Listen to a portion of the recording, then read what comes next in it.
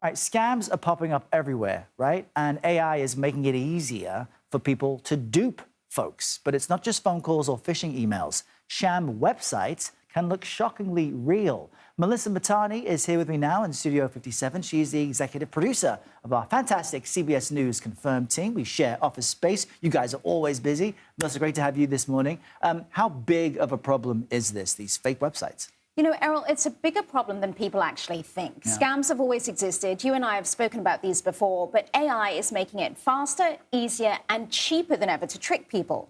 So previously, if somebody wanted to create a fake website, a convincing one, it would have taken a good couple of days or at least a couple of hours. But now with AI, this can be done in just minutes. And to give you an idea of the scale of the problem, Microsoft says it took down almost 500 malicious web domains last year and stopped approximately 1.6 million bot sign-up attempts every hour. Wow. And that gives you just an idea of the scale of the problem.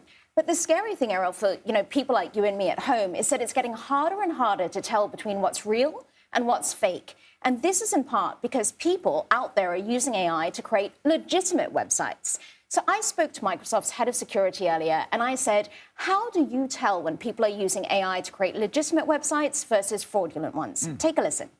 We have 84 trillion signals from a threat standpoint that we process every single day, which gives us unique insights into what is happening. So it starts with really getting this intelligence and understanding the patterns so we can then protect against these frauds. We detect the bot sites, and then we do a lot of work to take down the bot sites. And given the intelligence that we have, we've also been able to help law enforcement with that intelligence so they can take actions, including imprisonment.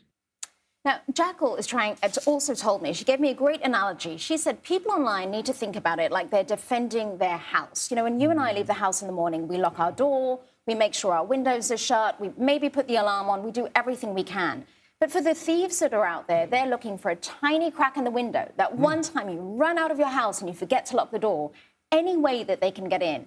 But once they're in, Errol, they're in and they've got all of your money, all of your personal details, all of your data. And that's why it's important to be aware of all this. So what can folks watching this now do to protect themselves? So CBS News Confirmed, we've put a list of tips together, but the most important one is to really pause before you make that impulse purchase, right? Scammers out there are preying on your emotions, and they are trying to get you to part with your money as quickly as possible before you can even realize that it's a scam. So pause, check some of the details, check the URL to make sure that all of the spelling is correct. Oftentimes, scams will try and replicate normal-looking websites, but there are a few typos. If you've clicked on a link through social media, you want to try and close out of your social media app, go to that link directly, make sure that you're seeing the same thing and that you weren't led to a copycat website.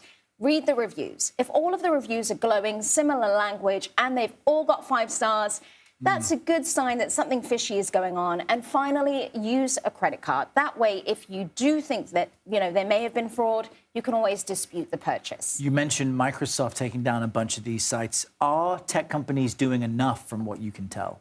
That's a really good question because they're putting a lot on the consumer, asking us to be vigilant. And I spoke to another cybersecurity expert, and he said, whilst Microsoft and tech companies are doing some things to try and help us, it's not enough. Much more needs to be done by the government and by all the tech companies working together to make better sort of partnerships between public companies, private companies, to help protect consumers before we are even seeing the scale of this type of fraud. Yeah, that would be welcomed. Really great advice, though, Melissa. Your team is always working on important things like this. Thanks for being here.